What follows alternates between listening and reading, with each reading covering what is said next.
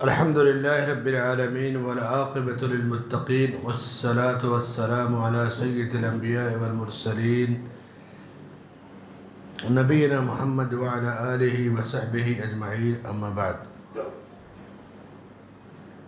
اللہ کے فضل اور اس کی توفیق سے الاصول الثلاثہ کے 15ویں درس میں ہم لوگ حاضر ہیں۔ دین کے 3 اصول پہ گفتگو ہو رہی ہے۔ الاصول الثلاثہ دین کے 3 اصول۔ پہلا اصول اللہ کو پہچاننا، دوسرا اصول دین اسلام کو دلائل سے پہچاننا، اور تیسرا اصول اللہ کے نبی صلی اللہ علیہ وسلم کو پہچاننا۔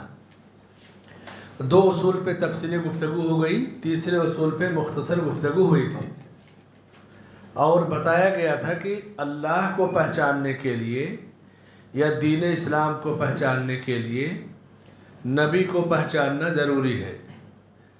بھلائی اور نیکی کے سارے دروازے بند ہیں انسان کے سامنے، وہ دروازے نبی کی پیروی کے بغیر نہیں کھل سکتے۔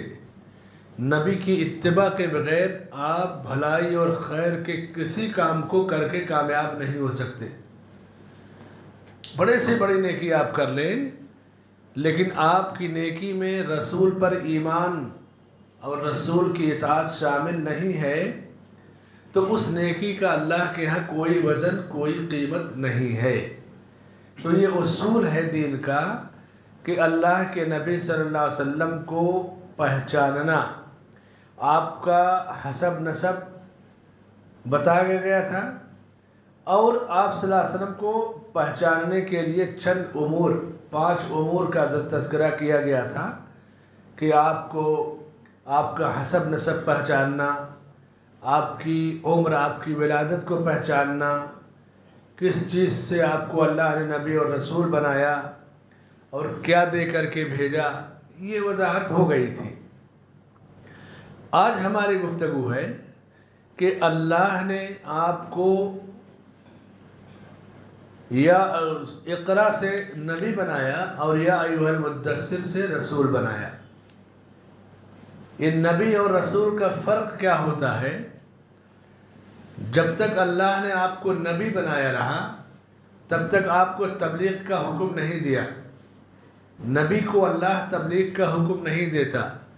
رسول بننے کے بعد ان پر رسالت کا پیغام لازم ہوتا ہے۔ اور اقرأ بسم ربک الذی پہلی وحی کے نزول کی پوری تفصیل تقریباً بیان کی جا چکی تھی، اور کسی درس میں ہمیں اس کو لکھ لیجیے، اگلے درس میں یہ سوال شامل کیجیے گا کہ نبی پر پہلی وحی نازل ہونے کی پوری تفصیل جو بتائی گئی تھی نا، تو وہ سب لوگ اس کو یاد کریں، اور ایک سوال رہے گا وہ آج ہونا چاہیے، لیکن کوئی بات نہیں، اگلے ہفتے۔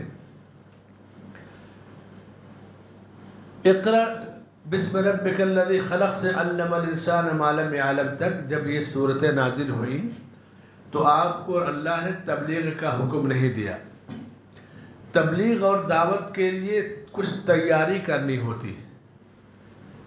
تیاری کیا ہوتی ہے؟ آدمی اگر کوئی ہتھیار لیتا ہے چلانے کے لیے تو اس کو چلانے کی مشق کرنی پڑتی ہے۔ آپ کمپیوٹر لائیں گے، لیپ ٹاپ لائیں گے اور کوئی آلہ، تو اس کو چلانے کا ڈھنگ سیکھیں گے۔ یہ دنیا کا دستور ہے۔ دعوت و تبلیغ سب سے بڑی ذمہ داری ہے، بہت بڑی قیادت کا کام ہے، تو اس کے لیے آدمی کو تیار ہونا پڑتا ہے۔ تیاری میں سب سے بڑی چیز علم کی گہرائی، جیسا کہ ہے اقرا، علم کی گہرائی۔ دوسری چیز دعوت میں اگر علم کی کمی ہے تو جس طرح طبیب اور ڈاکٹر کسی مریض کی بیماری کو پہچان جائے لیکن اس کا علاج نہ جانے تو علاج نہ کرے اور کسی دوسرے کے یہاں ریفر کر دیتا ہے، اسی طرح سے دعوت میں سب سے پہلی چیز کہ کوئی چیز آپ کو نہ آئے تو کہہ دیں کہ مجھے نہیں پتا۔ علم حاصل کرو، علم ایک سمندر ہے، ضرور نہیں کہ ہر آدمی ہر چیز جانے۔ فوق کل ذی علم علیم، ہر عالم سے بڑا ایک عالم ہوتا ہے۔ عوام جس کو بڑا عالم سمجھے ضروری نہیں کہ وہ بڑا عالم ہو اور اس سے بڑا کوئی عالم نہ ہو. عوام میں ایک شہرت ہوتی ہے، عوام شہرت کی وجہ سے لوگوں کو بڑا عالم بنا لیتے ہیں، اور بڑے عالم سے بڑا عالم ہوتا ہے. جس آدمی کو شہرت ملی اس کا بھی کوئی استاذ ہوتا ہے، وہ بھی کسی سے علم حاصل کیے رہتا ہے. ایک بڑے قاری اور حافظ ہیں، لیکن نام ذہن میں نہیں ہے، ان کے 3 یا 4 شاگرد حرم کے امام ہیں. شیخ علی جابر، شیخ بندر بلیلہ، 4 شاگردوں کا ذکر ہے، میرے پاس ریکارڈ ہے اس کا. اتنی مضبوط تربیت ٹریننگ کی کہ ایک مسجد میں ان کو تجوید علم سکھاتے رہے. 4 شاگرد وہاں تک پہنچے کہ امام حرم بنے، لیکن ان کو کوئی نہیں جانتا. تو علم والے اس کی قدر جانتے ہیں. اور آپ کو یہ واقعہ یاد بھی ہوگا، پھر سن لیں اگر نہ جانتے ہو تو. مغرب کا وقت تھا ایک بار، اور ظاہر سی بات ہے مغرب میں حرم میں بہت بھیڑ رہتی ہے. مغربی عشاء کا اس طرح کا زیادہ احتمال مغربی کا تھا، کافی پہلے کی بات ہے. امام کا مصلی کعبہ کے سامنے لگ جاتا ہے، عموماً مقام ابراہیم کے آس پاس میں لگ جاتا ہے بھیڑ کے حساب سے. شیخ محمد بن صالح عثیمین رحمۃ اللہ علیہ، جو اس زمانے کے سب سے بڑے فقیہ گزرے ہیں، یہ اس وقت جتنے بھی علماء ہیں عرب کے اندر، وہ یا تو بن باز کے شاگرد ہیں، یا ابن عثیمین کے، یا شیخ صالح فوزان کے، یہ جو موجود علماء ہیں. اور خود شیخ صالح فوزان شیخ عبدالرزاق عفیفی کے شاگرد ہیں، شیخ محمد ابراہیم آل شیخ کے، شیخ بن باز کے. یہ سارے علماء نے ان علماء سے علم حاصل کیا. تو اب جو بھی چند منٹ باقی رہا ہو تو امام کے پاس سیکورٹی ہے، پولیس رہتی ہے، تو انہوں نے سوچا کہ جگہ ہے یہاں پر کھڑے ہو کر 2 رکعت پڑھ لو. تو سیکورٹی والے نے کہا کہ نہیں، یہاں سے جاؤ، امام صاحب آئیں گے. اب انہوں نے کچھ نہیں کہا. شیخ ابن عثیمین کے سادے لباس میں تھے. پھر وہ تھوڑا سا گھوم کر کے آئے، ایک چکر لگا کہ جگہ تو خالی ہے، پڑھ لو. پھر اس نے منع کر دیا. پھر گھوم کر کے آئے تو جگہ خالی ہے. جب تک امام حرم آ گئے شریف صاحب، پیشانی کو چوما اور کہا کہ شیخ آپ نماز پڑھائیے. اب پولیس والے اور پوری پبلک دیکھ رہی ہے کہ اس شخص کو ہم نے بھگا دیا تھا، اور اتنی بڑی ہستی کہ دنیا کا امام اس کی پیشانی چوم رہا ہے اور کہہ رہا ہے کہ نماز پڑھائیے. تو انہوں نے کہا نہیں، آپ امام ہیں، پڑھائیے. تو ضروری نہیں کہ آپ کسی کو شہرت سے پہچان جائیں، یا ہر شخص کے اندر یہ صلاحیت نہیں کہ عالم کو پہچان سکے. جو عالم ہوتا ہے وہی عالم کو پہچانتا ہے، وہی اس کی قدر کرتا ہے. وہ لوگ جنہوں نے ان کو ہٹا دیا، ایسا نہیں کہ وہ جان بوجھ، انہیں شخصیت کا علم نہیں تھا، شخصیت کا پتہ نہیں تھا. علم بڑی بلند چیز ہے، بلندی پہ لے جاتی ہے. بعض دفعہ انسان کو زندگی بھر کوئی نہیں جان پاتا ہے، مرنے کے بعد لوگ جانتے ہیں کہ ایک بڑا عالم تھا. علم سے ضروری ہے کہ فوراً شہرت مل جائے. شیخ الاسلام ابن تیمیہ رحمہ اللہ کی وفات کے کئی 100 سال بعد ان کی کتابیں میدان میں آئیں، چلے گئے دنیا سے کام کر کے. تو علم سے جڑیں مضبوط ہوتی ہیں، اور جڑ مضبوط ہو جاتی ہے تو پھر کتنا بھی آندھی طوفان آئے، کسی نہ کسی دن اس میں سے شاخیں نکلیں گی اور کام ہوگا، اور سایہ ملے گا، پھل ملے گا، سب ملے گا. اللہ نے نبی کو تبلیغ سے پہلے علم کا حکم دیا، اور نبی کی خوبی دیکھیے کہ علم نہیں ہے تو امت کو سبق دے رہے ہیں کہ مجھے نہیں پتا، ما انا بقاری. یہ 2 بنیادی چیز ہے دعوت و تبلیغ سے پہلے، علم حاصل کرنا. علم نہیں ہے تو بغیر علم کے آدمی کچھ نہ کہے. یہی پہلی آیت ہے، یہی پہلی حدیث ہے. اقرا پہلی آیت ہے، ما انا بقاری پہلی حدیث ہے. دونوں امت کے لیے، دونوں میں سبق ہے. ہمارے ہاں جو ٹرینڈ چلا ہے اس وقت عام لوگوں کے سوال جواب دینے کا، جس کو دیکھو وہی سوال وہی جواب دے رہا ہے. اور کسی بھی سوال کے جواب میں یہ نہیں کہتے کہ نہیں جانتا، اللہ بہتر جانتا، یا علماء سے پوچھ لو. سارا کریڈٹ خود لیتے ہیں اور کہیں نہ کہیں فتنے کا شکار ہو جاتے ہیں۔ یہ علم کی کمی کی وجہ سے ہے۔ سلف صالحین سوالوں کا ہر سوال کا جواب نہیں دیتے تھے، اپنے سے بڑے عالم کی طرف اس کو ٹرانسفر کر دیا کرتے تھے۔ لیکن یہ جو میڈیا کا اور شہرت کا جو دور چلا ہے، اس نے علم کی جو روحانیت ہے اس کو ختم کر دیا ہے۔ اور جیسے فلم انڈسٹری ہے کہ جتنے جلدی ہو لائک، شیئر اور شہرت کے ذریعے آدمی بلندی پہ پہنچے، وہ رخ اختیار کر رہا ہے، جو کہ ایک بہت بڑا فتنہ ہے۔ علم سے جڑیں مضبوط ہوتی ہیں۔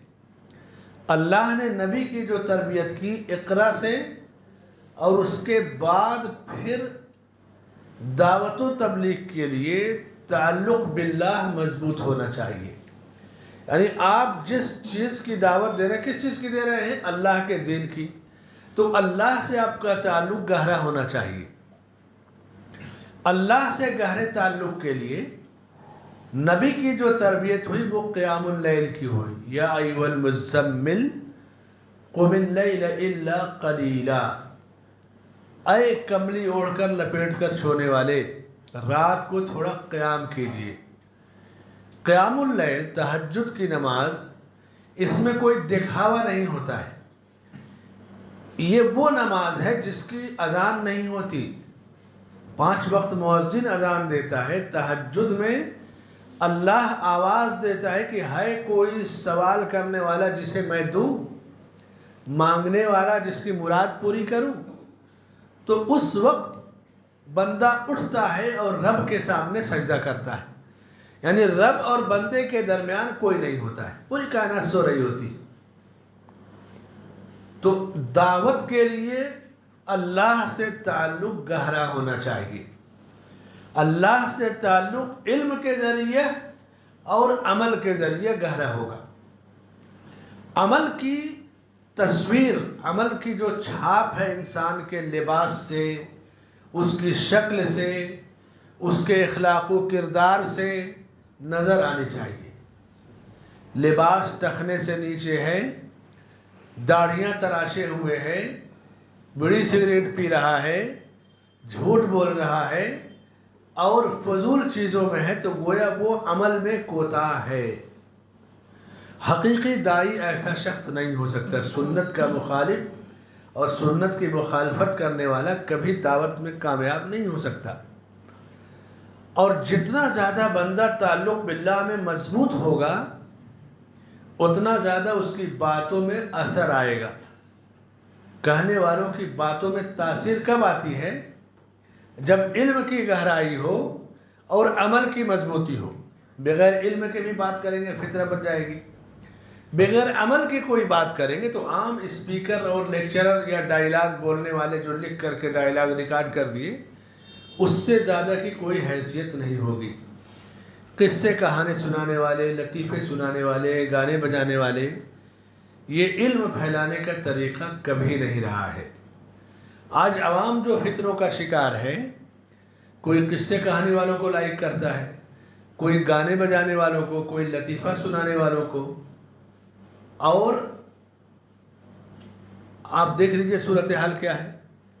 اللہ نے نبی کی جو تربیت کی اقرا، اور نبی نے جو امت کو سبق دیا ما انا بقاری، اور اس کے بعد رب نے جو تربیت کی کہ قیام اللیل کا اہتمام کیا جائے، اور پھر یا ایھا المدثر قم فانذر، اور پھر کہا کہ اب لوگوں کو ڈرائیے۔ کس چیز سے ڈرائیے؟ انذار، برے کاموں سے ڈرانا۔ برے کاموں میں سب سے برا کام شرک ہے، اور اللہ کی بڑائی جتنا زیادہ بندہ بیان کرے گا، شرک اتنا دب جائے گا۔ جتنا زیادہ آپ کے اندر وَرَبَّكَ فَكَبِّرْ کی صفت آئے گی، جہاں ہر چیز کو اللہ سے جوڑنا، کوئی بھی نعمت انسان اس کا خالق نہیں ہے۔ آج جو صورتحال ہے ہماری، جہالت کی حد ہو گئی کہ اولاد کو کہیں گے کہ پیر بخش ہے، جو ہے فقیر بخش ہے، روزی کو کہیں گے کہ یہ فلاں صاحب داتا گنج ہے، گنج بخش ہے، وہ غوث پاک ہیں، ہے کہ نہیں؟ یہ مسلمانوں کا کلمہ پڑھنے والوں کی جہالت کا یا ان کی گمراہی کا حال ہے۔ تو مشرکین دنیا کے اگر کہتے ہیں کہ ہمارے دیوی دیوتا دیتے ہیں، ہمارا فلاں بت دیتا ہے، فلاں جو اولیاء یا فلاں ہمارے بھگوان دیتے ہیں، تو ان کا شرک تو بہرحال شرک ہے، لیکن یہ شخص کلمہ پڑھ کر کے گمراہی کے اندر پڑا ہوا ہے۔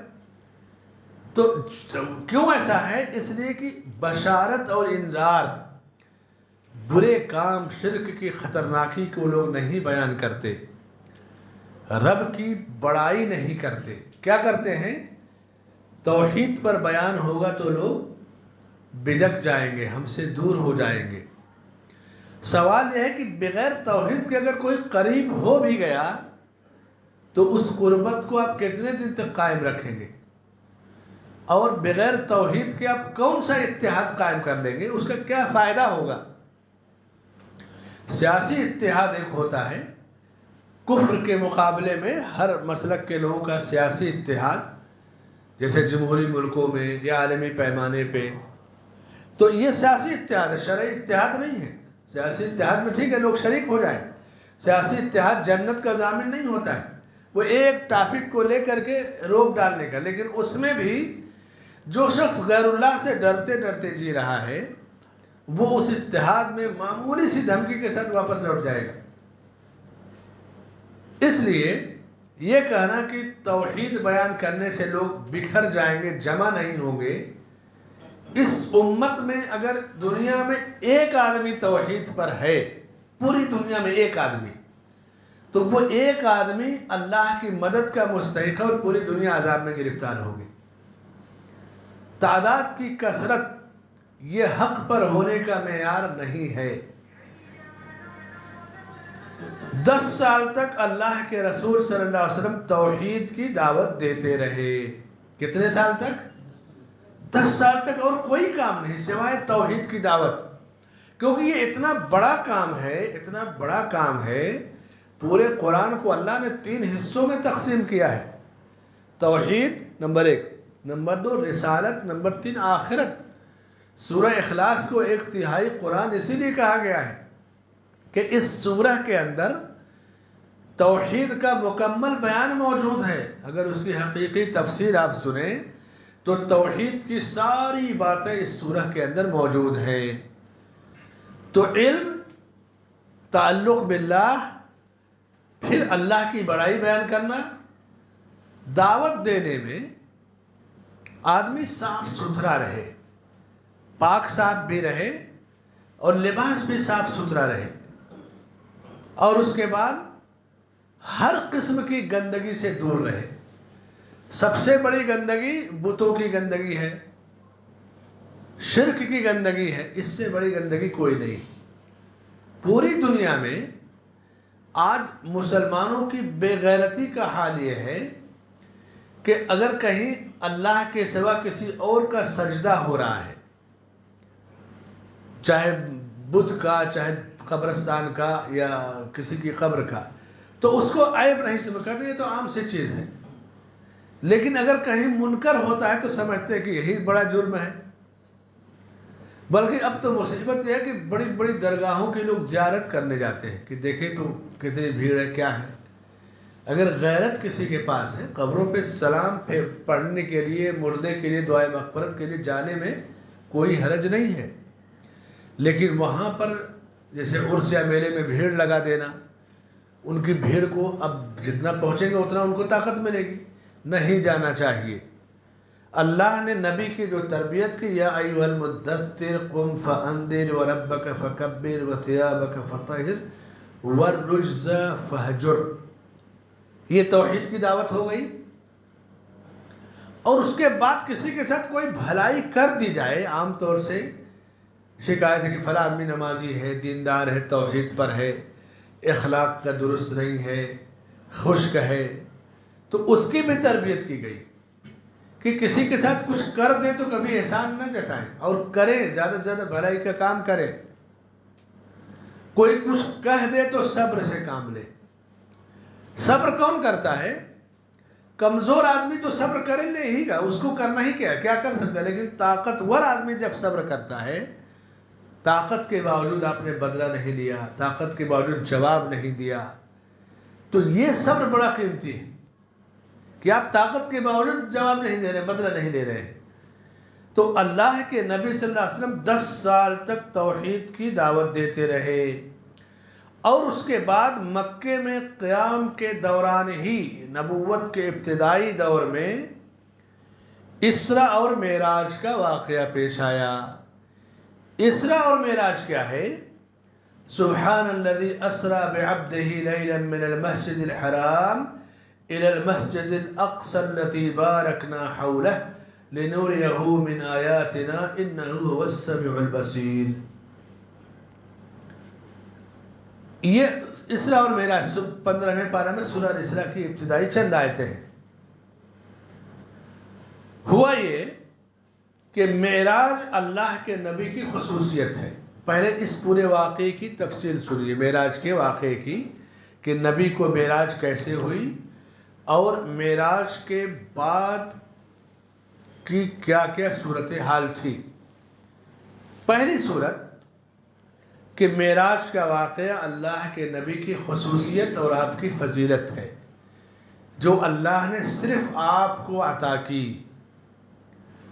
مکہ ہجرت کرنے سے پہلے آپ ایک مرتبہ آرام فرما رہے تھے کعبے کے اندر، بعض رات میں کو مہانی کے گھر کے اندر، علاقہ وہی تھا، اور اس کے بعد جبرائیل السلام تشریف لائے، آپ کے سینے کو چاک کیا، اور اس کے بعد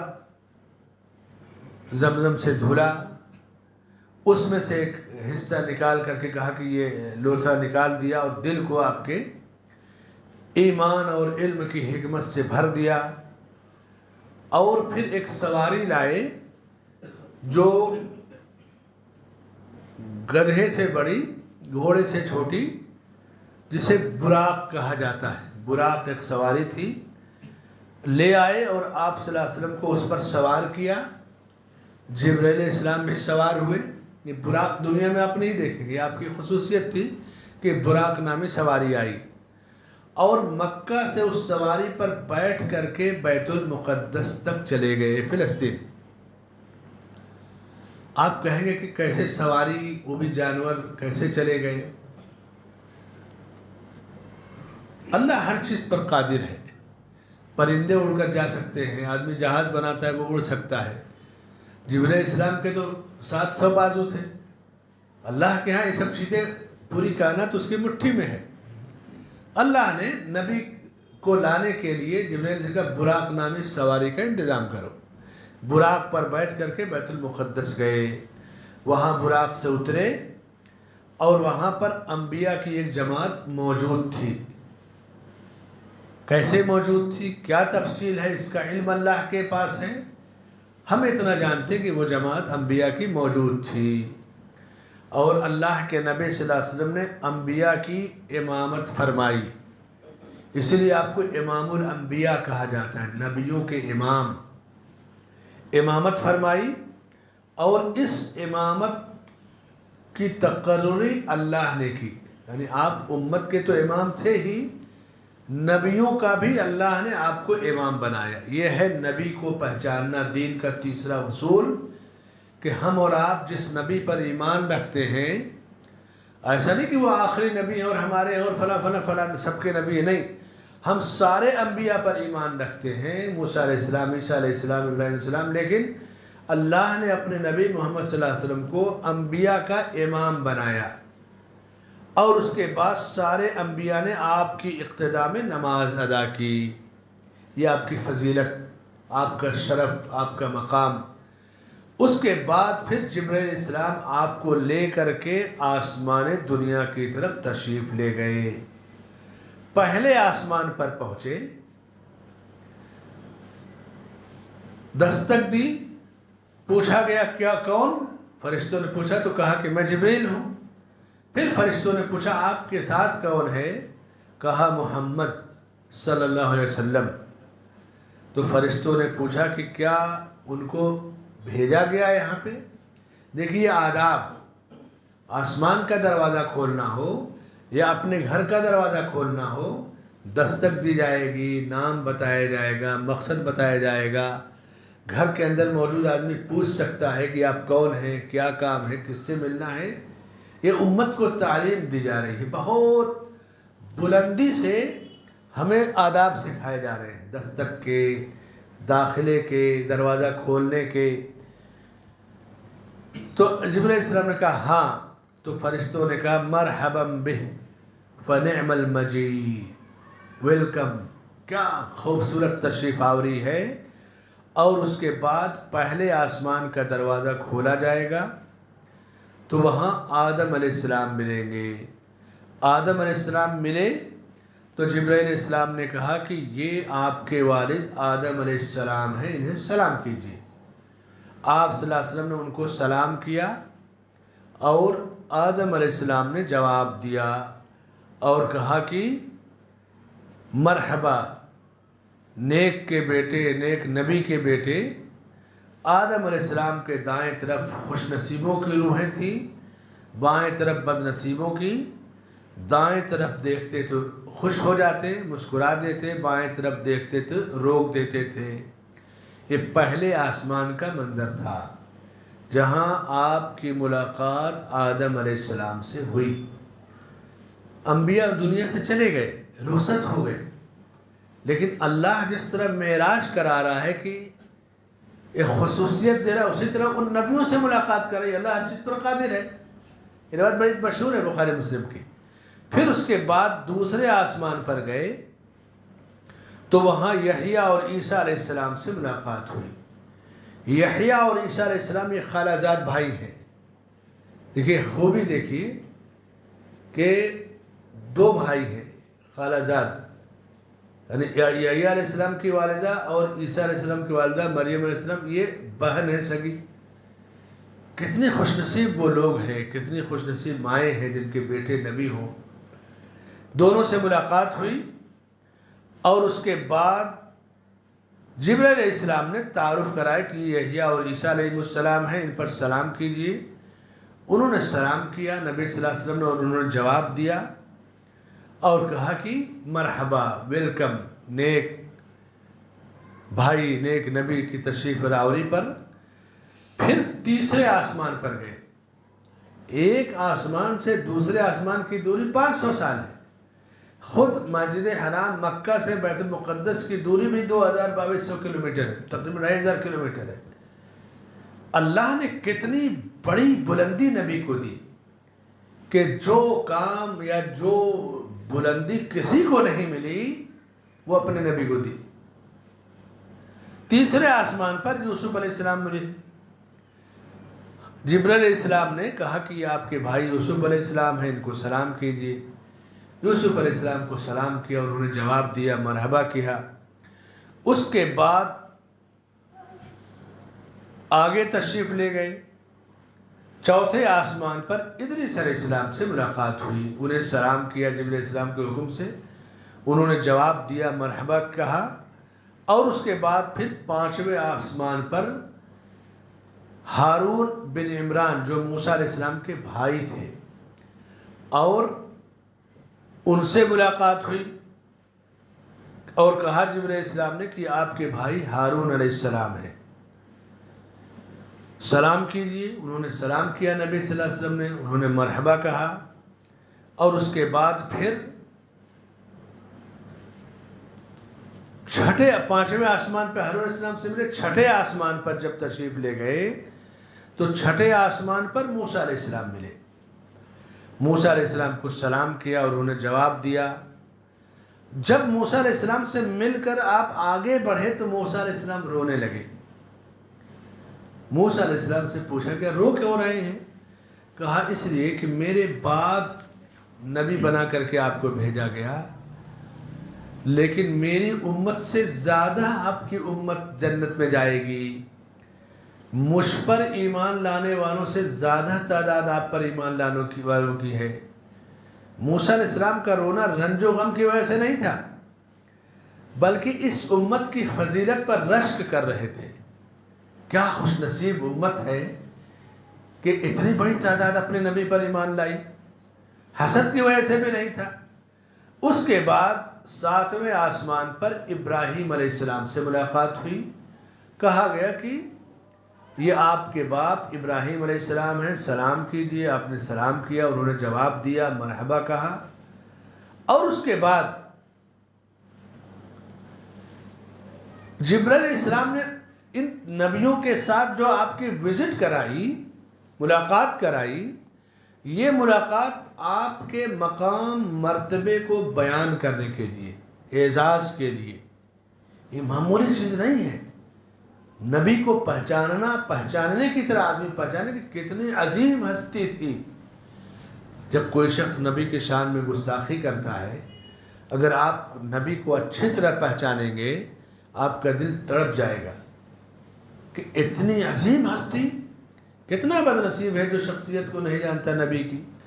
اور اس کے بعد ابراہیم علیہ السلام آسمان دنیا میں جو بیت معمور ہے 7ویں آسمان پر، اس پر ٹیک لگائے ہوئے تھے. بیت معمور آسمان میں 7ویں آسمان پر ایک گھر ہے اللہ کا. والطور وکتاب مستور ہے نا، والبیت المعمور اسی آیت میں ہے. ہر روز 70,000 فرشتے اس گھر میں عبادت کے لیے داخل ہوتے ہیں. ایک فرشتہ جب ایک بار داخل ہوا نکل گیا تو قیامت تک اس کی باری دوبارہ نہیں آتی. کتنی بڑی تعداد اللہ کے فرشتوں کی ہے. تو یہ ہے بیت معمور. عبادت کرتے ہیں، نماز پڑھتے ہیں، اللہ کو یاد کرتے ہیں. پھر 7ویں آسمان سے آپ کو سدرۃ المنتہا کے پاس لے جایا گیا، اور اس کے بعد وہاں تک کوئی نہیں جا سکتا سدرۃ المنتہا کے بعد. اور پھر اللہ رب العالمین نے آپ کو اس وقت، اب سوچئے کہ 3,500 سال کی دوری، اور بھی مکہ سے بیت المقدس 2,500، کتنا ہوا؟ 5,000 اور تقریباً 6,000 سال کی دوری. رب نے آپ کو بلایا سدرۃ المنتہا کے پاس. واپس جب آئے آپ تو موسیٰ علیہ السلام سے جب ملاقات ہوئی، اب چونکہ آنا اسی راستے سے ہے، موسیٰ علیہ السلام سے ملے، پوچھا رب سے ملاقات ہوئی، کیا بات ہوئی، کچھ ملا؟ کہا میرے رب نے میری امت پر 50 نمازیں فرض کی ہیں، یہی تحفہ دیا ہے. موسیٰ علیہ السلام نے کہا کہ 50 وقت کی نماز آپ کی امت کیسے پڑھے گی اس کو؟ میں نے تو تجربہ کیا بنو اسرائیل کا، نہیں ہو پائے گا، کم کرائیے. موسیٰ علیہ السلام کی بات اور مشورے کو مان کر آپ صلی اللہ علیہ وسلم گئے اور رب سے تخفیف کمی کا مطالبہ کیا. یہ نیک مشورہ تھا. یعنی ہمارے اوپر موسیٰ علیہ السلام کا بھی ایک احسان ہے کہ نبی کو ایک بہتر مشورہ دیا. موسیٰ علیہ السلام کے مشورے سے گئے اور اللہ نے 40 وقت کر دی. موسیٰ علیہ السلام نے کہا یہ بھی زیادہ ہے، اور کم کرائیے. پھر آپ گئے تو 30 وقت ہو گئی. بار بار آنا جانا ہوا، آخر میں 5 وقت کی نماز باقی رکھی گئی، اور کہا کہ یہ 5 وقت کی نماز ہے، آپ کی امت 5 وقت کی نماز پڑھے گی اور میں اسے 50 وقت کی نماز کا ثواب دوں گا. کتنی بڑی نعمت اللہ نے دی. یہ جو ہم نمازیں پڑھتے ہیں، ایک نماز ویسے ہی جماعت کی نماز ہے تو 27 درجہ ہے، حرم میں پڑھیں گے تو 1,00,000 درجہ ہے، مسجد نبوی میں 1,000 ہے، اور پھر ایک نماز 5 نمازیں ہو گئی تو 50 نماز کا ثواب ہو گیا. یعنی رب نے رحمتوں کا دروازہ کتنا وسیع کر دیا ہمارے لیے. کتنا بدنصیب ہے انسان جو ان نمازوں کو نہیں ادا کرتا. اور اس کے بعد اسی سفر میں، اسی رات میں اللہ نے آپ کو جنت میں داخل کیا. اس کی خوشبو، اس کے مناظر کو آپ نے دیکھا، اور پھر صبح ہوتے ہوتے آپ مکہ میں واپس تشریف لائے. فجر کی نماز آپ نے مکے میں ادا کی. یہ روایت صحیح بخاری کتاب و بدء الخلق کے اور مسلم کتاب الایمان باب الاسراء اس کے اندر موجود ہے. اب یہ آپ کی ترقی، بلندی اور معراج کے واقعے میں پورا، اور اس کی چونکہ تفصیل اور زیادہ ہے، کہ معراج کے اندر جو دنیا میں ہم جو گناہگار لوگوں کو دیکھتے ہیں، سود خور کا انجام، زناکاروں کا انجام کتنا خطرناک ہے، روایت صحیح بخاری کے اندر موجود ہے۔ بلندی پر رب نے پہنچایا اور بلندی سے نماز کا تحفہ دیا۔ ایسا نہیں کہ معراج سے پہلے نماز نہیں پڑھی جاتی تھی، معراج سے پہلے نماز 2 رکعت پڑھی جاتی تھی۔ جب یہ نماز فرض ہو گئی تو اس کے بعد اللہ نے 2 رکعت والی نماز کو کہا کہ اب یہ سفر میں رہے گی، اور 5 وقتہ نمازیں، فجر 2 رکعت، ظہر 4 رکعت، عصر 4، مغرب 3، عشاء 4، اب یہ اس کی ترتیب بتا دیا رب نے، اور جو صرف 2 رکعت تھی وہ سفر کے اندر خاص کر دی گئی۔ تو اس طرح اللہ نے اس امت کو ابتدائے نبوت میں مکے میں قیام کے درمیان 5 وقت کی نمازوں کا تحفہ دیا، رسول کو بلندی پر بلایا، انبیاء سے ملاقات، انبیاء کی امامت، اور اس کے بعد نبیوں کی ایک دوسرے سے جو ہے ان کا تعارف، اور آپ کا مقام و مرتبہ۔ تو دین کے اصولوں میں سے تیسرا اصول کہ اپنے نبی کو پہچاننا۔ تو نبی کو پہچاننے کی طرح آپ پہچانیں گے تو آپ کے کسی سنت کو حقیر نہیں سمجھیں گے، کسی حکم کو کبھی نہیں ٹھکرائیں گے، کہ اس بلندی پر پہنچنے کے بعد آپ جب زمین پر آئے تو چٹائی پر سو جاتے، پتھروں کو پیٹ پر پتھر باندھ لیتے بھوک کی وجہ سے۔ یہ معمولی چیز نہیں ہے کہ دنیا میں جن کے ساتھ رہنا ہے ان کے ساتھ اس طرح رہا جائے جس طرح کی زندگی اللہ نے صبر و شکر سے گزارا جائے، ورنہ آپ سے بڑی بلندی پر کوئی نہیں گیا۔ سبحان الذی اسری بعبدہ لیلا من المسجد الحرام الى المسجد الاقصی۔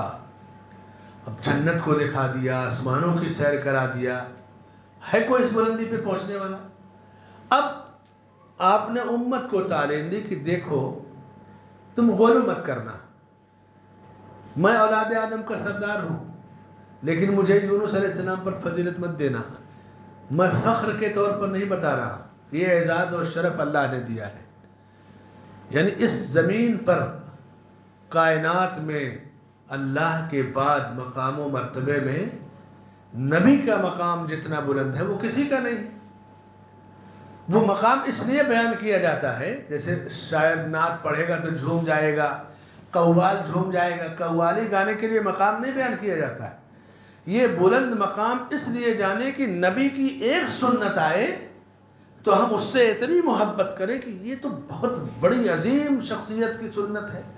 یعنی مقام اور مرتبے کو جتنا جانیں گے آپ کے اندر اتباع، اطاعت اور سنت کی پیروی کا جذبہ اتنا ہی زیادہ پایا جائے گا۔ جھوم کر نعت پڑھ لینے سے، قوالی گا دینے سے یہ مقام و مرتبہ اس میں نہیں ہے۔ اتباع اور اطاعت سے مقام و مرتبے کی پہچان ہوگی، اور اسی لیے مقام و مرتبہ آپ کا بیان کیا جاتا ہے۔ اللہ سے دعا ہے کہ اللہ ہمیں اپنے نبی کی پیروی کی توفیق عطا فرمائے، مقام و مرتبے کو پہچاننے کی توفیق عطا فرمائے۔ آمین۔ وصلی اللہ علی نبینا محمد وعلی آلہ وصحبہ اجمعین۔